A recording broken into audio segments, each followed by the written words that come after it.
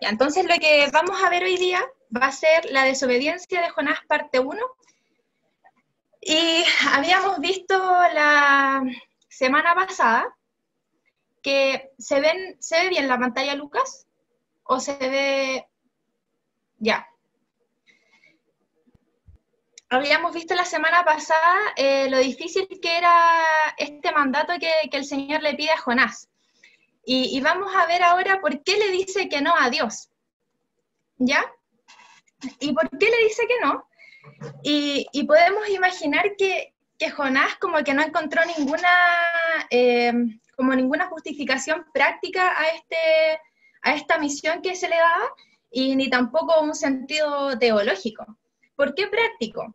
Tim Keller da este ejemplo. Es, por ejemplo, si estuviésemos en la Alemania nazi y que un rabí judío fuese a las calles de Berlín y fuese a proclamar este mensaje de arrepentimiento. Desde ese punto de vista no tenía ningún sentido, porque no había ninguna posibilidad de éxito.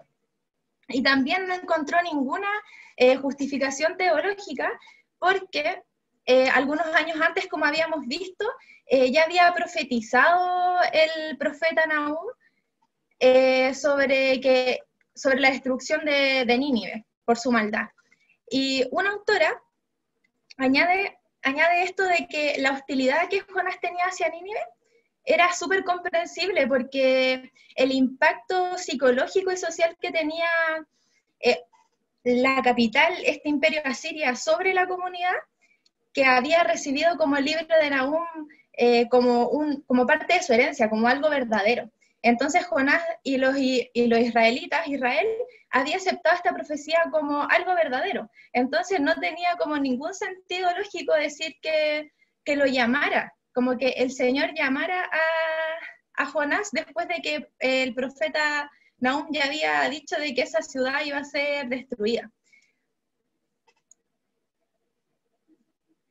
Y entonces, ¿por qué este llamado a Jonás? Y Tim Keller dice, ¿acaso una misión exitosa no hubiera destruido las promesas de Dios a Israel y probado que Nahum era un falso profeta? Entonces, ¿qué justificación tenía? Era como darse una vuelta larga, como algo así. Y vamos a ver que Jonás tenía obviamente un problema con la tarea que se le había asignado, pero tenía un problema mayor, mucho mayor, con aquel que le había asignado la tarea. Entonces Jonás concluye que como no había ninguna justificación razonable, no podía haber ninguna. Y por eso dudaba de esta sabiduría del Señor y de su justicia. Y la verdad es que él, como que para él era muy misteriosa esta misericordia de Dios, porque hasta que Jonás no pudiese entender o no pueda ver su propio pecado, y se viera él como alguien que necesitaba de la misericordia de Dios, no iba a entender cómo Dios podía ser misericordioso con una nación pagana y también ser justo y fiel a la vez. Y de hecho, Tim Keller dice que la historia de Jonás se trata de esto, de que se trata de cómo Dios toma unas veces a Jonás, a veces de la mano, a veces del cuello, pero para mostrarle todas estas cosas que él no podía ver. Y ahora vamos a continuar con el versículo 3. Y dice, y Jonás se levantó para huir de la presencia de Jehová a Tarsis, y descendió a Jope y halló una nave que partía para Tarsis. Y pagando su pasaje, entró en ella para irse con ellos a Tarsis, lejos de la presencia de Jehová. Ya. Acá Jonás nos relata cómo quiso huir de Dios, pero obviamente que no es de forma literal, porque como si realmente pudiese hacer eso, sino que lo que intentaba decirnos es que él estaba tratando de escapar de su presente, de este mandato que le había dado el Señor. Y lo más probable es que para poder haber tomado esa decisión en ese momento estaba como súper aturdido, así como y confundido para poder tomar esta decisión. Porque ya habíamos visto que era muy extraño que sacaran a profetas, quitaran a profetas de Israel, del pueblo escogido, y enviarlos a naciones paganas. Entonces, ¿qué hubiese pensado Jonás? como que la duda obviamente había obrado en él, porque ¿cómo podía esperar que los ninivitas se convirtieran, considerando la vida que llevaban los ninivitas? Porque llevaban una vida desenfrenada, tenían una ceguera en cuanto a las cosas del Señor, como que el diablo reinaba en ese lugar. Y también Jonás había experimentado como la dureza del pueblo escogido, porque rechazaban a los profetas. Entonces para ellos estas enseñanzas eran muy inútiles. Entonces Jonás decía, ¿qué puedo esperar de Nínive? Si ya el pueblo escogido rechaza a los profetas. Entonces podemos entender un poco más a Jonás, pero también sucede que él no quería hacer esto porque él pensaba que también los profetas iban a cumplir algo provechoso donde iban, como que iba a haber fruto de aquello que iban a hacer. Pero Jonás no tenía esa esperanza de que los ninivitas se arrepintieran, y en verdad no quería hacerlo. Entonces, Jonás desobedece tal vez por 3 razones. Y puede ser que, obviamente, por su miedo carnal, que le impedía, así como que lo detenía, y la novedad del mensaje, obviamente, y la desesperanza del éxito que tal vez podía tener su labor de enseñanza. Pero a pesar de todas estas cosas que hemos visto, que hemos nombrado ahora y que hemos visto la semana pasada, nada de lo que hemos visto puede justificar la falta de Jonás. Nada puede atenuar su falta, porque el Señor jamás nos va a pedir algo que no podamos hacer. Y como dice acá en el versículo 3, dice, y Jonás se levantó para huir de la presencia de Jehová a Tarsis. Y después vemos que está marcado, no dice, lejos de la presencia de Jehová. Es decir, que se repite 2 veces. Y dicen que el profeta acá quiso enfatizar que su falta, o sea, que su falta no era leve, sino que era algo grave. Y que obviamente, efectivamente, no podía apartarse de Dios, pero que él no entendía que no podía estar fuera del alcance de las manos de Dios al escapar. Y después dice, bueno, habíamos visto que en el versículo 2 decía, levántate y ve a Nínive, y Jonás hace todo lo contrario, po. Jonás se levanta, pero va a Tarsis.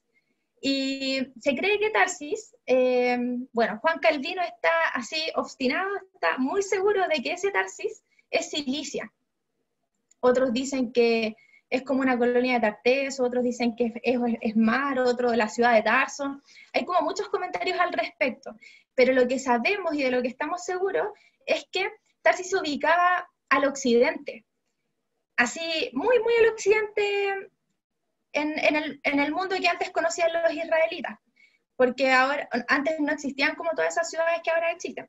Entonces, el Señor le pide a Jonás que vaya hacia el este, pero Jonás huye hacia el oeste, ¿ya?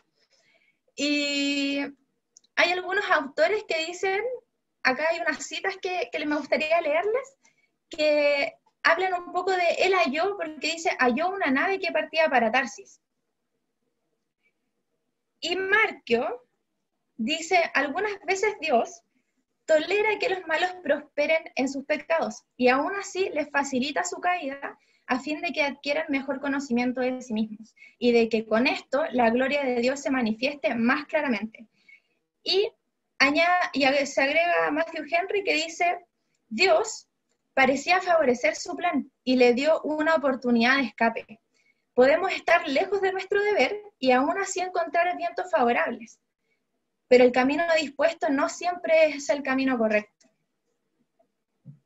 Es decir, que el hallar esta nave no quiere decir que tal vez él encontró se le abrían todas las puertas para escapar, pero ese no era el camino correcto, ¿cierto? Y después dice que y halló una nave, y pagando su pasaje, entró en ella para irse con ellos a Tarsis. El relato de todo esto es... ¿Qué pasó? El relato de todos estos hechos, como y halló una nave, y después pagó su pasaje, y después entró en ella para irse con ellos a Tarsis, como todos estos hechos seguidos pone como de manifiesto que él admite que se propuso firmemente rechazar el llamado de Dios. Como que se declara a él mismo como fugitivo, como que está huyendo del Señor. Y no solamente por un acto así como, hallé la nave y me fui, sino que hallé la nave, pagué el pasaje y entré en ella. Y Juan Calvino dice esto: todos aquellos que desobedecen a Dios o que obedecen a Dios de mala gana, huyen de su presencia. Y no quiere decir que puedan alejarse de él, sino que buscan hasta donde les sea posible eximirse de su poder. Entonces, es importante señalar que al presentarse Jonás mismo como culpable, quiso mostrar con su propio ejemplo, mal ejemplo, que cuán malo es el pecado de evadir la autoridad de Dios, como de no someternos a sus mandamientos y de no hacer lo que Él nos mande. Y el versículo 4 dice: pero Jehová hizo levantar un gran viento en el mar y huyó, y hubo en el mar una tempestad tan grande que se pensó que se partiría la nave. Y entonces acá vemos cómo Jehová, el Señor, hace volver a la fuerza a Jonás después de que huye. Y cuando dice hizo levantar un gran viento sobre el mar, algunos lo traducen como Dios levantó, del derivado hebreo nutel. No sé si se pronuncia así. Pero Calvino dice que la correcta traducción sería de la raíz hebrea tul, que se ocupa en estas dos instancias, cuando Saúl arrojó una lanza contra David y también cuando el Señor amenaza con arrojar al pueblo de su tierra. Y vemos que la palabra como que implica fuerza y poder. Entonces se traduciría mejor como, pero el Señor lanzó con fuerza un gran viento en el mar. Y después dice, se pensó que se partiría la nave.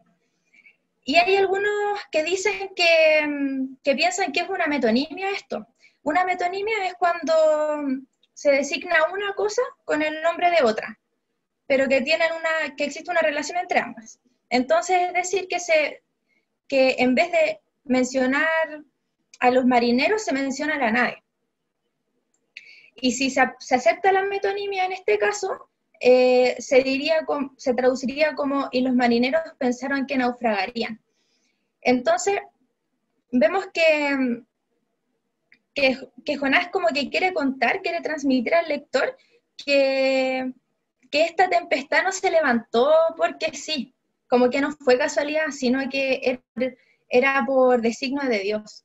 Entonces, y nosotros obviamente sabemos que todas las cosas no suceden al azar, que todo está bajo el dominio de Dios, y que a pesar de que Dios quería tratar con Jonás, existían razones muy importantes y misteriosas en ese entonces por las que involucraría a otros en el mismo peligro.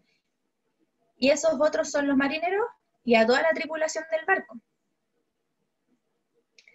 Tim Keller dice esto: todo acto de desobediencia a Dios se relaciona con una tormenta, pero esto no significa que toda dificultad que viene a nuestras vidas es el castigo por algún pecado en particular. Podemos entender que muchas veces cuando pasamos por tormentas, por tiempos difíciles en nuestra vida, estos momentos pueden despertar en nosotros verdades que de otra forma no las veríamos, y que pueden fomentar nuestra fe, pueden fomentar nuestra esperanza, aumentar el amor, la paciencia, la humildad, el dominio propio, etc. Y lo que Jonás no podía ver en este entonces, a través de esta tormenta, es que estaba obrando la misericordia de Dios, porque el Señor lo estaba trayendo de vuelta, a pesar de su desobediencia, para poder trabajar y transformar el corazón de Jonás.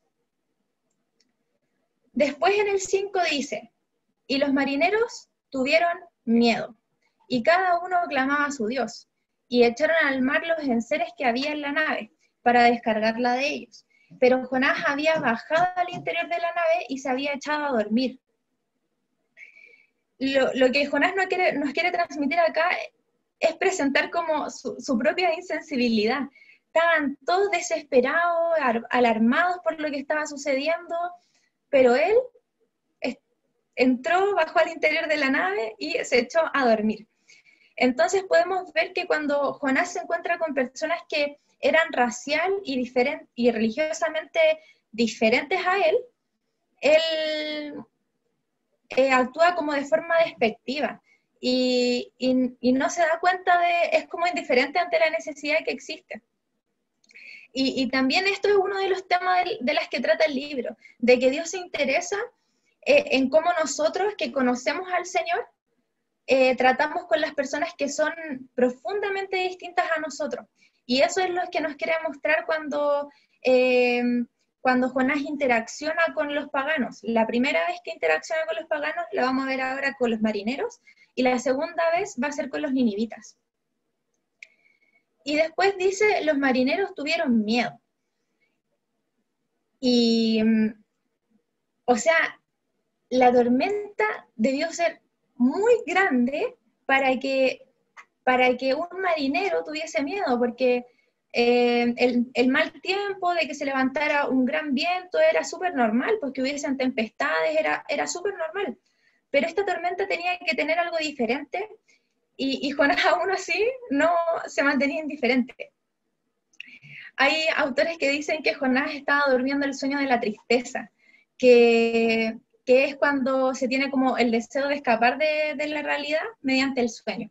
Aunque sea súper momentáneamente, los autores creen que ese sueño es el que está durmiendo Jonás. Y dice, cada uno clamaba a sus dioses. Y mientras cada uno de los marineros paganos, clamaban a sus propios dioses, él descuidaba al verdadero Dios, siendo consciente de que él había desobedecido y también contra quien se estaba rebelando. Entonces podemos ver que también en el peligro, los hombres, o el ser humano, se ve obligado a invocar a Dios, como que es seguro que el ser humano tiene una idea o concepto de Dios, y ser consciente de que existe un ser supremo.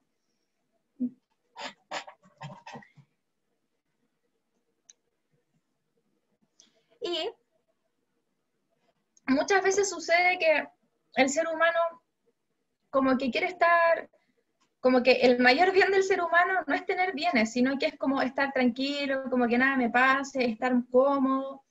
Pero pasa que cuando como que estamos en nuestra zona de confort, cuando estamos súper tranquilitos, generamos como cierta insensibilidad al Señor, porque nadie va a Dios por sí mismo. Dios no, nos confronta con peligros que nos hacen salir de nuestra comodidad, que nos hacen tener mucho miedo, pero que eso nos pueden estimular a buscarle. Y entonces vemos acá a hombres que con un corazón súper duro, que despreciaban a Dios, ahora clamaban cada uno a su Dios. Y uno se preguntará, pero ¿cómo estos marineros llegaron a clamar a sus dioses? Si nadie les había predicado, como que no conocían al Dios como al Dios verdadero. Pero tiene que ver como con un impulso natural del ser humano, sí, un impulso natural del ser humano por clamar a ese ser supremo que existe.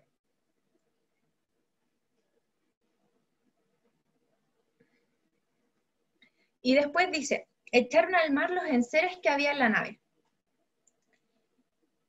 Y vemos que el primer recurso que ocupan ellos es, claman a sus dioses, primero.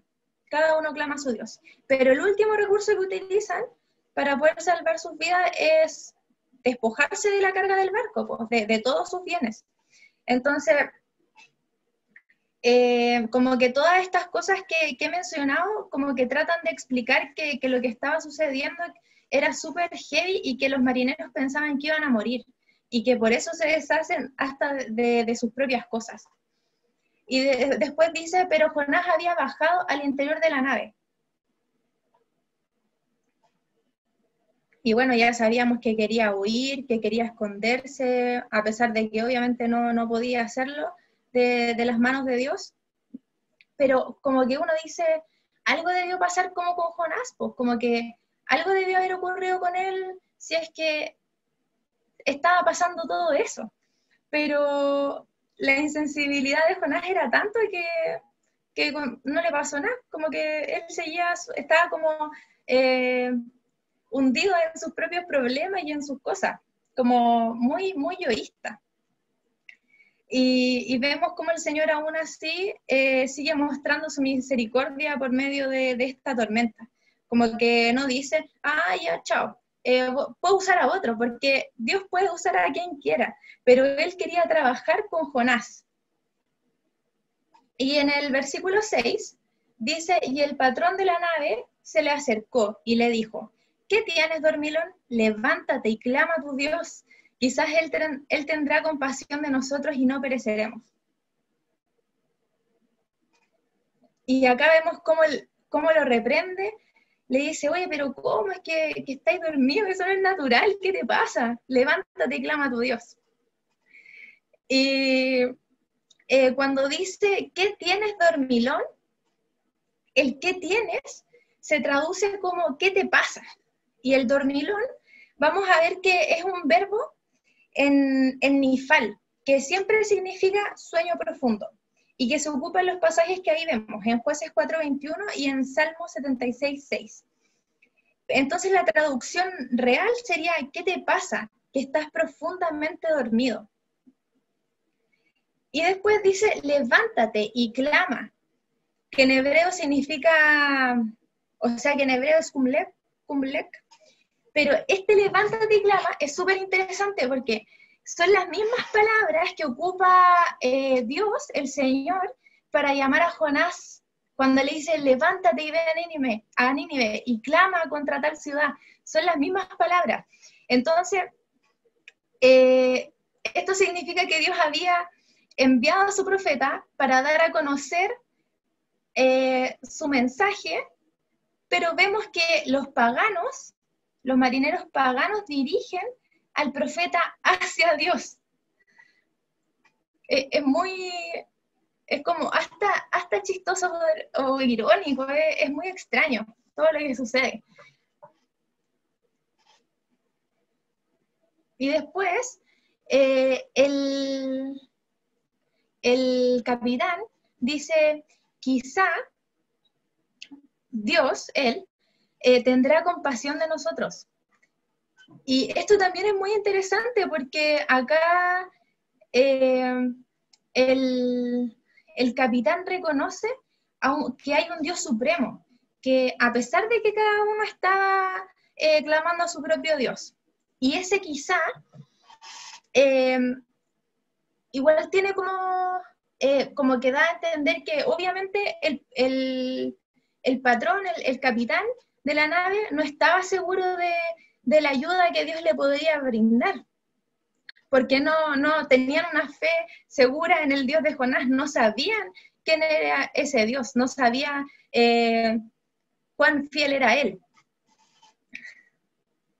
Pero aún así le dice a Jonás, levántate y clama a tu Dios, a algo, levántate. Y algunas traducciones de quizá Él tendrá compasión de nosotros, dicen como, quizá Dios nos considerará, quizá Dios nos favorecerá, pero Calvino dice que la traducción correcta viene del hebreo, de esta palabra, que no sé cómo se dice, que es ochit, que significa brillar, pero cuando se ocupa en una conjugación que se llama itpael, significa hacerse claro o brillante.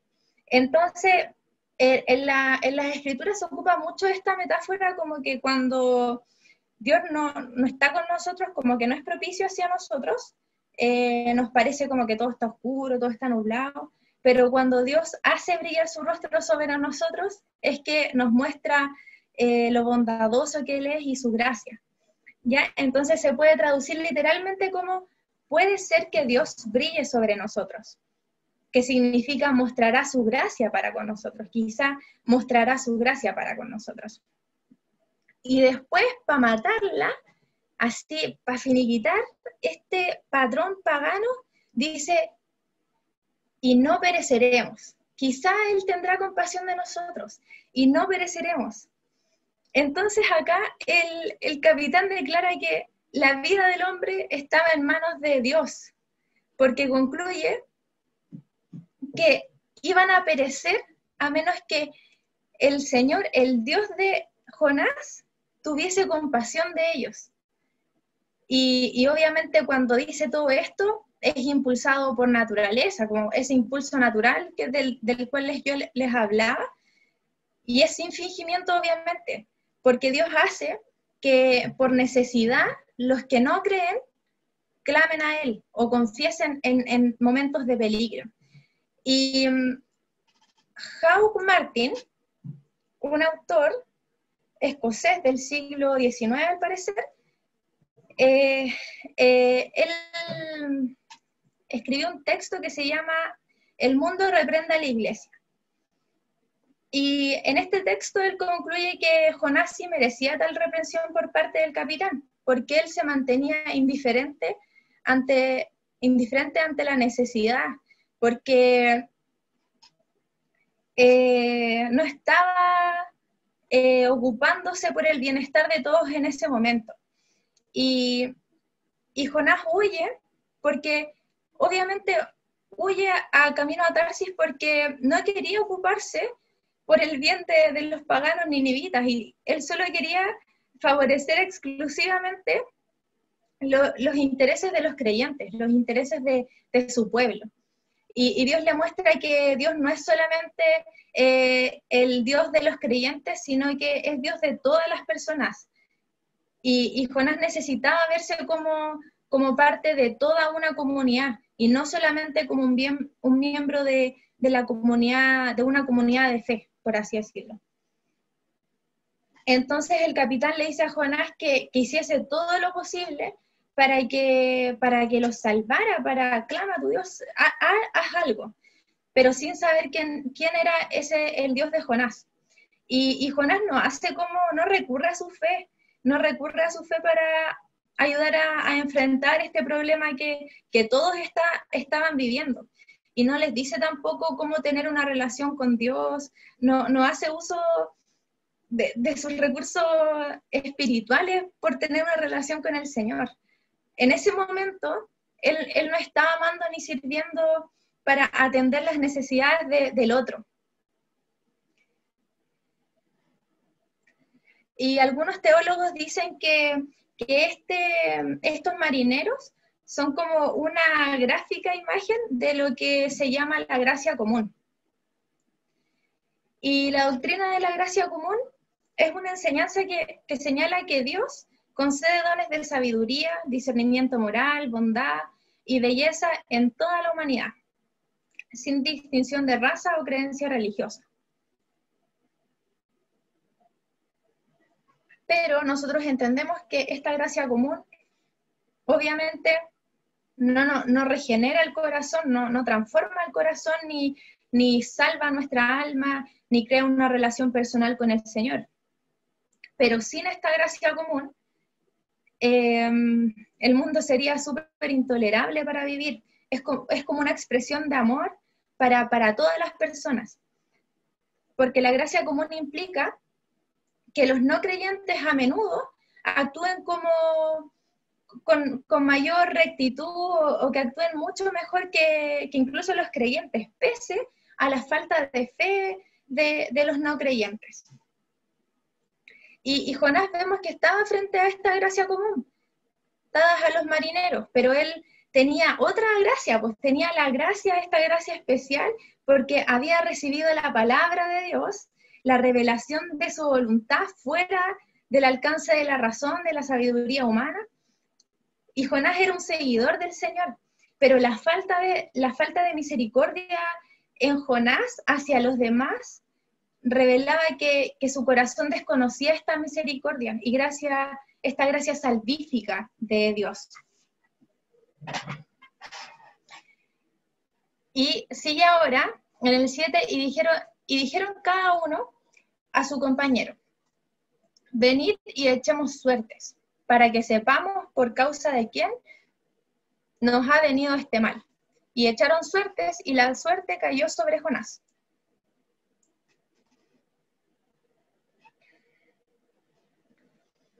Y el echar suertes en una tormenta no era común, porque como ya les había mencionado, era común tener tempestades, vientos fuertes. Entonces, ¿por qué echan suertes? Porque como que los marineros empezaron a deducir que esta tempestad era porque Dios, este ser supremo, estaba irado, estaba enojado. Entonces concluyeron que Dios estaba haciéndose presente por medio de esta tormenta para vengar algo que estaba sucediendo. Algo quería vengar el Señor. Y echaron suertes, pero es súper igual, miren, echaron suertes, pero como que si ninguno fuese culpable, porque si no cada uno hubiese dicho, no, en verdad yo tengo la culpa, pero no, ellos echaron suertes como si ninguno de ellos fuese culpable como para estar expuestos al juicio de Dios. Entonces, porque creían que sus pecados no eran lo suficientemente graves para tal castigo. Como que ellos se veían y decían, no, mis pecados no son tan cuáticos como para esto que está sucediendo.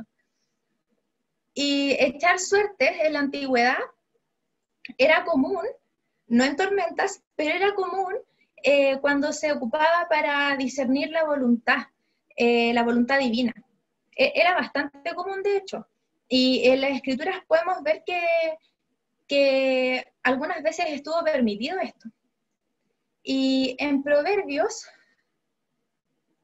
16:33 dice, la suerte se echa en el regazo, más de Jehová es la decisión de Jehová. Más de Jehová es la decisión de ella, perdón. Y acá Salomón dice que cuando se echaban suerte, incluso a pesar de que el resultado muchas veces podía ser al azar, incluso acá Dios tenía la decisión final. Y en Hechos 1:26 dice, y les echaron suertes, y la suerte cayó sobre Matías, y fue contado con los 11 apóstoles. Y acá vemos que los apóstoles bueno, si leemos el contexto, los apóstoles no actuaron así como, ay, echemos suerte a ver quién es el escogido. Pero no fue así, sino que fueron guiados por el Espíritu Santo en esa elección, escogiendo a Matías en vez de a Judas. Pero también es importante, obviamente, señalar que el echar suerte no es algo que se debe hacer sin discernimiento, como usarse, no debemos hacerlo nosotros, a pesar de que en la Escritura vemos que algunas veces fue permitido, en esas circunstancias hubo una influencia particular que guió a estas personas a dar aquel paso. Y sigue ahora el 8 y dice, entonces le dijeron ellos, decláranos ahora por qué nos ha venido este mal, qué oficio tienes y de dónde vienes, cuál es tu tierra y de qué pueblo eres. Y ya pues vemos que la suerte cayó en Jonás, y nadie duda de que él era culpable, como que ellos dan por sentado que tuvieron que sufrir esa tempestad porque él había hecho algo y de que y que él merecía la venganza de Dios. Entonces es súper cuático igual porque creían firmemente que no había otra forma de saber cuál era la causa de lo que estaba sucediendo.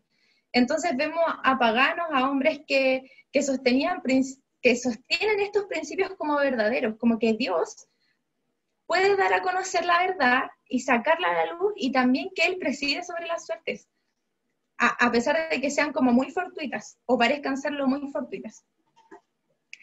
Y dice, la primera pregunta que le hacen, dice, decláranos ahora por qué nos ha venido este mal. Y no le preguntan qué mal había hecho, sino que dice, decláranos ahora por qué nos ha venido este mal a nosotros. Y todas las demás preguntas, qué oficio tienes y de dónde vienes, cuál es tu tierra y de qué pueblo eres, vemos que le preguntan más bien como qué vida era la suya, como qué es lo que él hacía. Y, y Tim Keller habla de que estas tres preguntas que le hacen señalan la identidad de una persona. Es como una buena forma de preguntar quién eres. Y esta palabra que está marcada en naranjo, que es oficio, es una palabra, en hebreo significa misión o a veces se puede traducir como trabajo, pero nos hace entender que los marineros no solo le preguntaron por su profesión, sino que también sobre su misión y propósito en el viaje que él estaba embarcando y en su vida. Entonces, Tim Keller dice esta cita que a mí me gusta mucho, que dice, preguntar quién eres es preguntar a quién perteneces. Saber quién eres es saber a quién te has entregado, qué te controla, en qué confías esencialmente. Y ahora voy a hacer un paréntesis, donde la Biblia explica que en Génesis 1, en el versículo 26 y 27 dice que fuimos hechos a imagen de Dios. Y no puede haber una imagen, obviamente, sin un original del que la imagen sea reflejo. Es decir, que ser a su imagen significa que los seres humanos no fuimos creados para ser independientes, sino que ser creados a la imagen de Dios significa que debemos vivir para Dios, o haremos un Dios de algo más, que pueden ser infinitas cosas, no las voy a nombrar, pero pueden ser infinitas cosas, y nuestra vida girar en torno a ese Dios que nos podemos crear. Entonces los marineros conocían que la identidad estaba muy relacionada con las cosas que nosotros esperamos que nos salven, en las cosas a las cuales nosotros le ofrecemos nuestra lealtad. Y ahora, para matarla, este es el último versículo que vamos a ver hoy día, pero es muy interesante, y dice, y él les respondió, soy hebreo y temo a Jehová, Dios de los cielos que hizo el mar y la tierra. Y es poético que les diga esto, porque está escapando del Señor. Ya.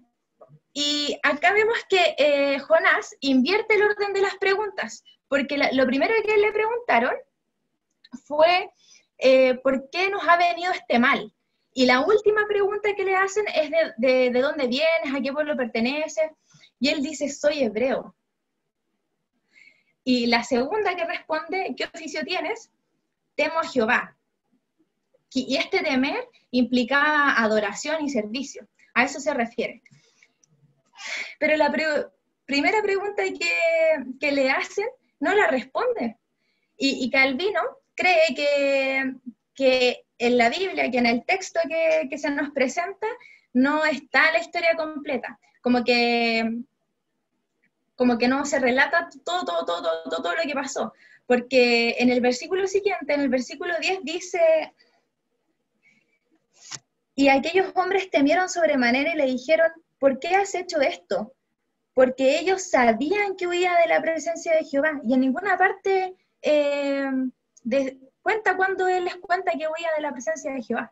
Entonces se sugiere que Jonás ya había sido honesto con ellos y les había contado y confesado su pecado, aunque no lo diga el texto. Sugieren algunos autores. Pero una manera de hablar común entre los hebreos en la antigüedad era poner en último lugar lo que se decía primero. Por ejemplo, lo que se dice primero es soy hebreo, y es lo último que le preguntan. ¿Ya?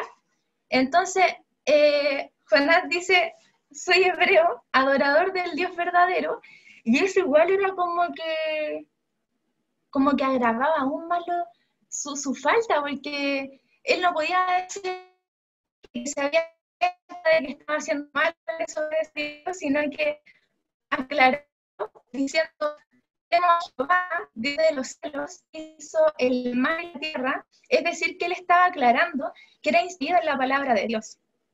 Y algunos se preguntan por qué dijo hebreo y no dijo israelita. Y la verdad es que dicen que que puede ser porque los israelitas en su mayoría eran idólatras. Y él quería como demostrar que era un verdadero descendiente de los patriarcas ahí de Abraham, Isaac y Jacob, y que hizo, y quería hacer esta distinción, po, de que era un real descendiente de estos patriarcas, que eran súper fieles y siervos de Dios, que primero hace distinción entre el Dios de Abraham y los ídolos que tenían los gentiles. Entonces, y también sabíamos que la religión del pueblo escogido era, como que los israelitas se jactaban caleta de eso, pues entonces era conocido en todos los lugares este Dios y de cómo Dios había hecho este pacto con el pueblo escogido y que se había parecido a su padre Abraham y que hizo un pacto con él y que también había dado la ley a Moisés, o sea, por medio de Moisés. Pero vemos que también, por otro lado, así como en paralelo, Tim Keller hace como otra, sugiere, como que da énfasis en la respuesta de Jonás, en que lo primero que respondió fue que soy hebreo, y que eso daba como, daba a conocer la importancia que Jonás le daba a su raza y a su nacionalidad. Y un autor dice que como se identificaba en primer lugar en cuanto a su etnia, y luego en cuanto a su religión, uno podía inferir que su etnicidad, que su nacionalidad, ocupaba el primer lugar en su identidad personal, a lo que Keller llama como una identidad espiritualmente superficial. Y si eso era cierto, si es realmente así, podría explicar la razón por la que Jonás estaba como tan reacio de ir a Nínive y llamar a esta nación pagana al arrepentimiento, porque su fe en Dios no era tan profunda y no era tan fundamental para él. Entonces se vieron en conflicto estas dos cosas, la lealtad a su pueblo y la lealtad a la palabra de Dios.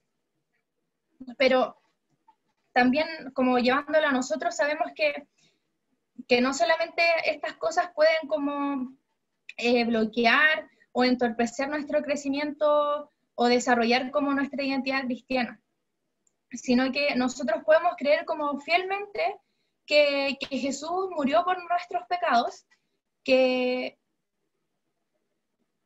fue a la cruz por nosotros y ahí recibió toda la ira de Dios, y aún así que nuestra vida y todo lo que somos pueda estar aún así basado en nuestra carrera profesional o en las cosas que tenemos, más que en el amor de Dios. Y el origen de esta identidad espiritualmente superficial es construida en base al poder, en base a la aprobación de los demás, en base a la comodidad, etc. Y también dice Tim Keller que es una identidad que no ve, que esta identidad espiritualmente superficial es la que nos impide vernos realmente, porque Jonás no se daba cuenta de las faltas que estaba cometiendo.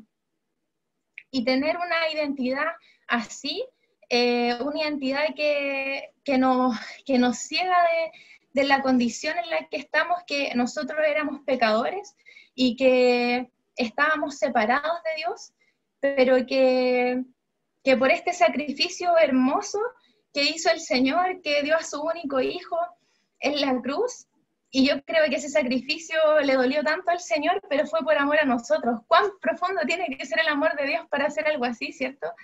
Entonces, esta identidad que no ve hace que tengamos esta ceguera ante nuestra verdadera condición y hace que nuestra real identidad esté basada en nuestros logros, en nuestro comportamiento, y nunca vamos a estar satisfechos con tal identidad.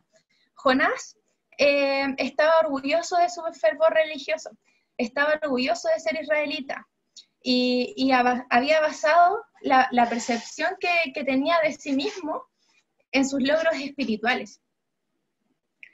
Y Jonás hace lo que se llama la otra edad, que acá Tim Keller dice que es una identidad que excluye.